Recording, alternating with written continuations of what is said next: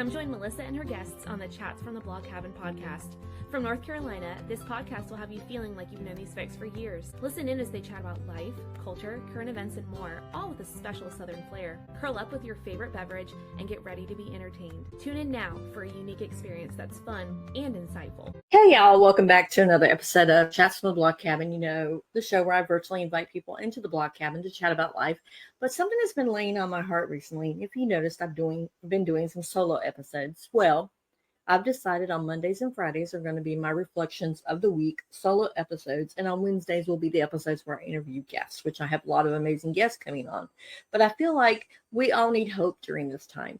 So I wanted to talk to you about what we're putting our cups on the table and what we're filling our cups up with. And I'm not talking about drinks. I'm not talking about physical things. I'm talking about emotional things. So let me take you back to something that it's really stirring my heart. And in a conversation I had yesterday with my friend Lisa, she talked about putting cups on the table. And before you think I'm going off on a tea party tangent, let me explain. Growing up, my sister Karen and I were gifted these petite little teacups from my maternal grandmother, my grandma Dresser. They were so pretty. They were delicate. They were detailed, and they were filled with memories. And when we would come home, Karen and I, my mom would only allow us, because they were porcelain, would only allow Karen and I to play with them during certain times. And she would always oversee so that we would always have something to play with and to remember my grandmother by. Karen passed away almost 30 years ago. You know, I've mentioned it before in this podcast. She was my best friend. She was the person who knew me and got me when nobody else in the family did. And so when we moved up here, the cups were left in our home in Jacksonville because my mom was still living there at the time, and my dad was up here for work, and they finally meshed households and came back together. But I felt like those cups were lost because in the process of moving and getting everything, one of my oldest sisters got the house in Jacksonville, and I felt like I would never ever find those teacups again. So after my mom died, I mentioned it to my sister, and she thought there was a teacup that my mom had in the china cabinet in her house in Pikeville, but it wasn't. They were little teacups. And so I thought they were lost forever because my sister and I never really got along. And so I thought she was going to hold it over me because she has a way of and I've mentioned this before in the family I grew up, we were rage and regret. We would say things and then we would regret saying it, or we would be made to feel bad because that's how we were feeling. So I honestly didn't think I would ever get those cups again. So life is a way of scattering the things we hold dear. Sometimes it's through moves, sometimes it's through misunderstandings, and sometimes it's just through time. So imagine my surprise after my mom died when my sister and I were talking about some of the things that she was doing in the house in Jacksonville where I grew up, which is now hers, about some of the things that she was getting rid of. And one of the things I can remember that she was getting rid of was this china cabinet that stood across from the bathroom in our house. Hold on just a second. If you not notice, I have Tiger, who is my back door. I have the door open, so she's over here talking. So if you hear me yelling, excuse me, it's real life. That's what it's all about. Tiger, go away, please. Tiger, it's not okay. You can't come in. Go away, please. So maybe she'll go away. But where was I at? So outside of our bathroom door, we had a hallway. When you walk into our house, we had the living room, then you walked into the kitchen, and there was a hallway off to the right where it led to the bedrooms, and there was a 1.5 bath house. It was a ranch style house. It was built in the 60s. And so across from the bathroom, the only full bath we had in the house was a china cabinet. It was really pretty. My dad, I think he bought it sometime, I forget when they bought it, so it's considered an antique. So imagine my surprise when my sister said she was getting rid of it. I'm like, oh my gosh, I want it. And she absolutely gave it to me.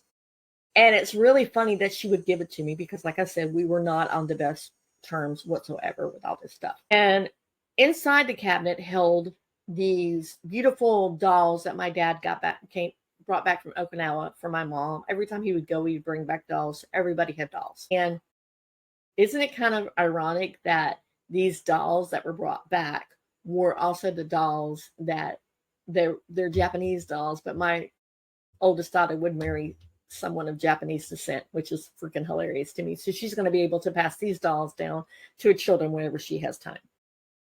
So I was really I was so psyched. I was getting something that was my parents and something I grew up, fondest childhood memories. I remember taking the dolls out and playing with them, but also in that china cabinet held the teacups. And I was really hoping and praying that the teacups were there because she could not remember the teacups. Well, y'all, guess what? These are the teacups. Well, this one's backwards. I got to turn. This was Karen's, which I was very jealous about because Karen's was bigger. So this was Karen's, which is kind of funny that this is right outside my pansies or violas, Johnny Jump Ups as my mom called them, kind of planted themselves outside my block cabin. And this was mine. Mine was a little petite one, but I always thought Karen's was prettier. But now looking at it, I realized there was significance because it actually has a peony on it, which actually, I wonder if it's the reason why it's my favorite flower. I'm putting them on my desk right now, but I have them on top, not in the china cabinet, but on top of the china cabinet in my block cabin now. And it's something that they sit in a shelf where I open up the door every day. I can see them. I want to make sure I put them in a place that they don't get messed up. I'll make sure that there is a place. And sorry about that. I am actually filming because it's actually nice here. It's in the 80s in North Carolina, no humidity, and I have the windows and the doors open. So once again, we have some sound coming in. This is jets from Seymour Johnson Air Force Base. So I can see them every day. And every time I look at them, I'm reminded of what seems lost can be found again. And that's not just about teacups. It's about hope and faith and things that matter most. For me, these teacups are symbols of something deeper. What am I filling my cup with every day? Because honestly, frankly, I've been filling my cup every day with a lot of worry, a lot of self-doubt, a lot of endless, unnecessary thoughts. Because here's the truth. Your cup, my cup, all of our cups, they get filled with something. Whether it's joy, peace, gratitude, worry, fear, and stress, or lately my cup's been full, a little too full of the wrong stuff. I've been waking up every night this past week with nightmares, heart pounding and mind racing. And after a while, I realized it wasn't just random bad dreams. It was my soul waving a white flag and telling me I'm trying to control everything, every outcome, every problem, every little what if, instead of letting it go and giving it to God. And I noticed that, and the thought came to me in the shower today that I have been doing that. I have been trying to micromanage everything in my life instead of giving it to God and letting God do it and listening and discerning and being with God. This past week, I actually went to an event that my friend Lisa held, and I will tag her in the show notes so you can go check her out because she has amazing content. And it was a Barbie movie. It was a Barbie event, and I was very anxious about going because I didn't know anybody there but Lisa, but I wanted to be there to support her. And I just felt like I just didn't belong there. And before I left, I had mentioned multiple times in this podcast that I always look for signs and say a little prayer before I go somewhere and say, God, if this is what you want me to do, send me a sign. And you know me, I'm a very visual person. I'm a very nature person, and I love seeing animals out in the wild. Well, when I turn out to go onto the main road to get to where I'm supposed to be going, which is about an hour away, excuse me, my eyes locked. Nobody else is around. There's a deer standing on the side of the road over to my left because I was looking left and I was looking right, and I looked left again because I thought I saw wrong, and I thought the deer was just going to jump. Well, we locked eyes for a moment, and we just sat there in solitude. And it wasn't till I was driving back home from the event, and for some reason, the GPS and the car radio had no volume. I could see the GPS, I could see what was being played, but I couldn't hear anything. Thought, okay, God, this is what you want me to do, because I could remember a story that one of my co-authors in Anchored in Hope had mentioned about getting a car, driving from Charleston, South Carolina to Charlotte because she had made reservations for the wrong thing, and getting a rental car that had no sound on the radio. The radio didn't work. And it didn't dawn on me until the way home after, I saw the deer, didn't think anything of it, came home on the way home at night. I don't like to drive at night. I'm filled with a lot of anxiety. That it popped in my head. That was God's sign for me that things were going to be okay. And I was going to have an amazing night. And I met some amazing people. And I, social media friends, but still I know we're going to be seeing them at other events. So it's going to be really great. But it just popped in my mind that God put that deer in that place to show me I was on the right path.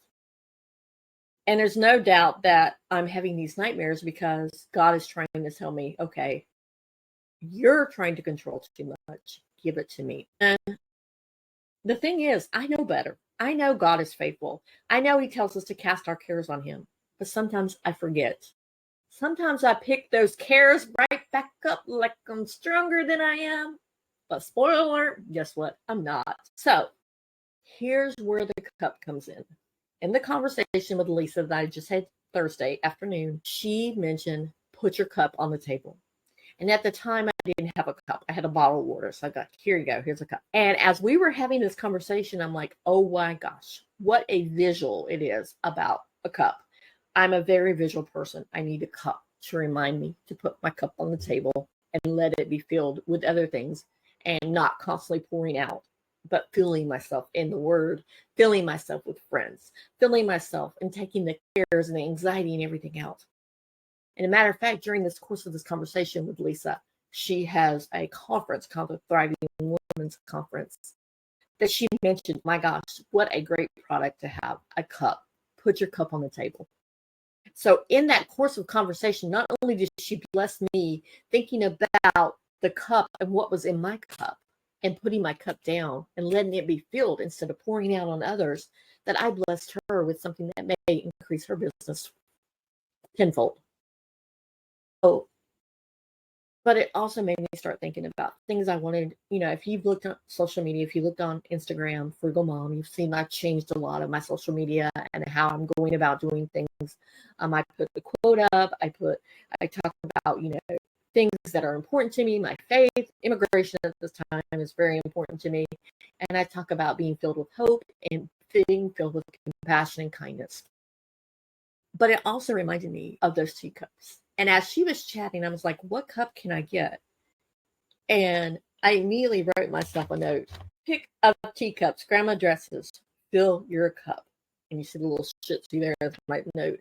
But I immediately wrote that note over to the side so that I knew to remember to post that on social media. Yesterday, I got up and took a picture of them on the thing. And it's like I was renewed yesterday. And I recorded a podcast episode that you heard Friday where I just was talking about all the things about Mr. Rogers and the Bible study that I'm doing. And everything's kind of flowing together. And I love it when God is sending us messages that make us mesh, make us go together, and make us think about things in our life that we're like, wait a second, maybe I am doing too much. Or maybe what I think is serving me isn't serving me.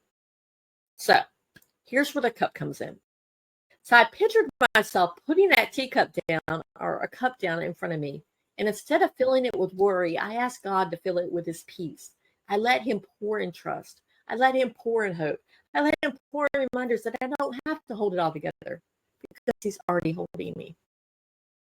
And maybe, just maybe, those teacups from my grandmother found their way back to me at this exact moment to be that gentle nudge. A reminder that what seems lost can be found, and that my cup is meant to be filled with the good stuff.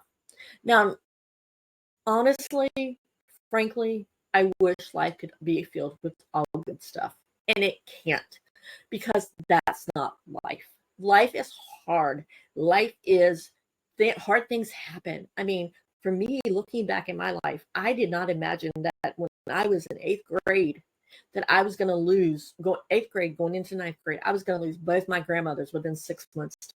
And yes, my grandma dresser was the one that gave me these cups. I did not know that the age of being a young wife and expected mom, expecting my first baby, that I was going to lose my best friend, Karen. At the age of 27, she was 27 years old from cancer. Cancer was riddled all up and down her body. I didn't know that when my daughter was born, that she was going to fulfill in me the need of love, the unconditional love that a mother has for a child that I didn't know growing up. Because with my mom, it was always conditions. I love you, but you have to do this for me. Or you don't love me because you don't do this for me. I didn't know that unconditional love. But as a mom, I knew it. And there are days now where my heart aches. And I know part of it is because my girls are so far away. Maddie's in California. Michaela's in Greensboro. She's like 2.5 hours away. I don't see them every day. I see Gracie. But also the last couple of weeks, Gracie has been away. And I know that is because my soul is not being filled with what fills my cup. And filling my cup is being a mom to those 3 amazing girls. And look back now at it now, and I'm like, oh my gosh, it is a reminder to me because I lost it with Karen. And then when I lost, I've had so much loss in my life, losing my grandmothers when I was going to 8th and 9th grade. And during that time, The Outsiders came out, the book, and I was introduced to the book, and I went to the movie. And who knows, this year that I would actually come to fruition, meet C. Thomas Howell, the actor who played Pony Boy, and go to a meet and greet and watch The Outsiders with him. Who knew that was going to happen? God had set all these things in plans. And that's the thing. We may not see what God is doing in our work. And God's working on us, but God is showing us, and God is showing up. Now, going back to talk about loss, yes, I lost my sister Karen when I was having my first daughter. When my second daughter was born in 1998, my dad was diagnosed with non-Hodgkin's lymphoma, and he battled that up until the year 2014. In 2014, his non-Hodgkin's lymphoma turned into simple lymphatic leukemia, which is the leukemia of the blood. And at that time, his condition was so bad that the cure was worse than the disease itself. And he had already had the conversation with my mom that if that time came that the cure was worse than the disease, to let him go, to stop all treatment and just let him go. And that was hard, so hard, because the people that were in my corner growing up were my dad and my sister. And I always say this because I felt like there was two families in my household. When I was growing up, there was my mom's family and my dad's family. Even though we both had the same parents and we were 4 girls, my sister Karen and I were my dad's, and my sister Denise and Sherry were closer to my mom.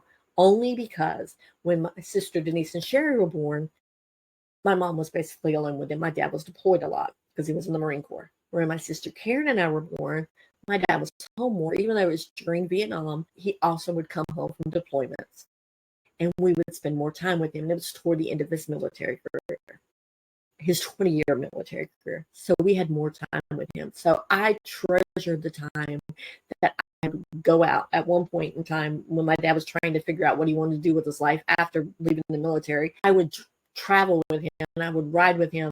He delivered oil, propane now. A lot of people do propane, but he would go and he would deliver it to people's houses, and he would drive the truck. So I would ride with him, or I would sit up late at night waiting for him to come home, and I would have a second dinner with him. I enjoyed being in his company. It is no surprise to me that I became sorry about that. My train of thought is totally gone now because Gracie walked in to tell me she was leaving. And like I said, I have the doors open and she didn't realize I was recording, and I should have told her I was recording. So, I lost so much in my life. I lost my dad, and my dad was like the one. I know where I was going with this. My dad was the one that was very, he was into sports. Some of my fondest memories are going to Fenway Park with my dad during the summer. My dad and my mom and dad were both from Massachusetts. They met each other growing up down the street from each other. My mom moved in when she was 11 years old. My dad was a half a mile down the road. They knew each other. My dad had a lot of sisters, so my mom would play with them. And when my dad joined the military, my mom just started writing him because, as she said, that's what they just did back then. And then they became love, and they got married, and they had 4 kids. And then I lost my sister Karen in 95, gave birth to my first daughter in 95. Also to, losing my dad at the end of 2014, 2015 did a number on me. Losing both my grandparents, my grandmother, my grandfathers were not in the picture. Either one. I don't remember my mom's stepdad. I know he was in the picture for a little bit of my life, but not a whole lot. I don't remember my dad's dad at all because he was not in his life.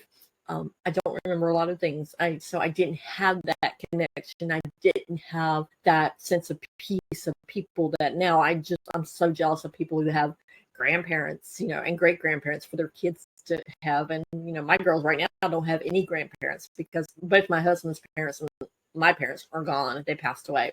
And there's a joke in our family that Maddie's the next one to go because literally there's a picture of her, my parents and my husband's parents and Maddie when Maddie was little, when my husband's mom and dad came to visit, and they were there, and we took a picture, and it was literally my dad, my husband's mom, my husband's dad, my mom, and then Maddie, and my mom was holding Maddie. Well, my dad went first, then my husband's mom went next, then my husband's dad went next, and then my mom went next. So it's kind of weird that they all went in that order. So we're like, okay, Maddie, it's your turn. We're like just kind of teasing her and everything. But it's weird how they all went in that order of that picture. And it's really like shocking. And to me, losing my dad, I felt like I lost my whole family. Because at that point, my dad was the only one in the corner that would actually tell me, I believe in you. I believe in your abilities, and would trust me to do things that maybe some of my sisters couldn't do for him, but he knew I could do. So going back, these teacups that I thought were lost, my sister, I don't know what possessed her to let me have these things, because she's always been very like, if I'd say, oh, I want to pass it down to my girls, she would think in her mind, oh, well, my boys need something. Because at one point in time, there was a chair that I really wanted that was my grandmother's, and somehow it went to ruin. There was also a table that she was going to get rid of, but now all of a sudden, because I said, oh, I want to give it to my girls, she kept the table for her boys. So having that china cabinet, and now all three of the girls can have something, because I have a china cabinet that was in the hallway. I also have these little teacups. I also have my mom's china, but most importantly, I have a gossip bench, which actually is right here to the right of me right now in the blog cabin. I can remember when we had the landline, that's all we had, where my mom would sit talking to her friend Miss Peggy on the phone. And I can remember that, or us having conversations and some funny things that happened in that gossip bench. Will be a podcast episode later. But it made me think about, all the things I've lost and all the things I've filled up in my life, and filling up with worry. And instead of thinking about all the great and amazing things that have been going on in my life lately, I've been thinking about all the things that aren't going right in my life. And I've been focusing on the negative and focusing on just things that are not well, instead of things that are amazing in my life. Like, I cannot relish it. Even though I mentioned the book multiple times on this podcast, I still can't sit back and pat myself on the back for the book. I can't say, oh my gosh, I'm a published author. I literally glossed over Table for 51 that I was featured in as a person that Sherry Lead interviewed, because I was on to the next thing. I'm always searching for the next thing. And I mentioned in the last podcast episode about me reading the book 5 Mere Christians. And I listened to their podcast episode today, which kind of sparked in me to do my own podcast episode. It's Proverbs 31. It's Circle 31 book podcast. And it's the book club. And they talked about Mr. Rogers. And one of the things that they talked about with Mr. Rogers was the fact that he made time for people. And he made time to just sit in solitude. And I feel like I've been doing the next best thing, that I forget about things that are around me. And I think that deer and that radio, and now having that conversation with my friend Lisa this week about the teacups, about what fills my cup, and putting my cup on the table, that it really, really resonated in me. And so today I started thinking, and I started asking myself, and I'm going to ask you the question, what's in your cup? Are you filling it with the things that give you life, or things that drain you? And honestly, for me, lately, it's been things that drain me. I physically have been drained. I know the weather plays a lot into it, but I haven't physically been taking care of myself like I should be taking care of myself. I have physically been exhausted and literally ready to just fall asleep. But it's not a restful sleep. It is a fitful sleep, because when I'm shutting off my mind at night, my subconscious cannot shut off. It's not shutting off. And that's the reason why I'm waking up with all these nightmares. I mean, literally one night I woke up at 2:00 in the morning, and it just so happened my husband got up to go to the bathroom, and I just made him hug me tight, because I had a really bad nightmare about him. And it's something that happened to him, and I was so scared, and I was just shaking. Last night, same thing. I fell asleep, woke up again, had a really bad nightmare. This time it was something that happened to me. And then I went back to sleep. I stayed up for a little bit, and then I went back to sleep, and then I woke up again with another nightmare, and it was something that happened to my Shih Tzu Allie. If you follow me on Insta, she is my baby girl. She's 14, so I know my time with her is limited. But instead of relishing that time, I'm thinking about, oh my gosh, what's my life going to look like without her? And so I'm thinking, and I'm going, and in the shower this morning, as I'm washing and soaping up, dawned on me, It's because you're not giving it to God. You're holding on to this. You're trying to make X a round peg fit in a square hole, and it doesn't work. I don't have the capabilities of doing all this. I'm not meant to carry this. I'm carrying more than God meant for me to carry. And maybe it's time, like my friend Lisa said, to set it down on the table, take a deep breath, and let God pour something better into it. And honestly, friends, God has something better for us. I didn't know when I wrote my chapter in Anchored in Hope that I was going to end up being offered a chance to write a devotional for a book that's coming out in December. I didn't know that I was going to be able to be a guest host, write a guest blog for an amazing person, and I'll put in the show notes where you can read that as well. I didn't know that I was going to be picked as a writing challenge partner with Hope Books for social media contest. I didn't know that these words that are holding me back from writing that book, because I literally signed in April a contract to write a book that I've yet to even write. I didn't know that. I didn't believe that I could, and I still don't. But I know God is going to pour something better into me. In a world full of chaos, she chose to anchor her story in hope. Through storms and silence, she found strength, and now she's inviting you to do the same. This isn't just a book, it's a lifeline. For every woman who's ever felt unseen, your healing begins here, anchored in hope. So friends, let's be honest. This isn't one of those I figured it all out episodes. It's like, oh yes, I've got it going on. I'm making $100,000. I'm doing this. I'm not going to worry anymore, because I'm going to tell you right now, if anybody tells you that they don't worry, they're lying. They are worrying. But the difference between worrying about it and sitting on that worry and worrying about it and giving it to God. We're all human. We all worry. We all pick it up every once in a while, and then we give it back to God. Then we pull it back and we give it back to God. And then we pull it back and we give it back to God. Because y'all, that's me. I'm still learning. I'm still putting my cup down every morning and sometimes every hour. But I hope that in hearing my story, you'll think about your own. And maybe even start filling your cup with grace instead of guilt, which, Lord have mercy, I have been filled with guilt so much in my life that if looking back now, if I could have taken the guilt away from my life, it would have been to the point where my life would have been so happy, but I would not be in the place that I am now. It's the lessons I've learned.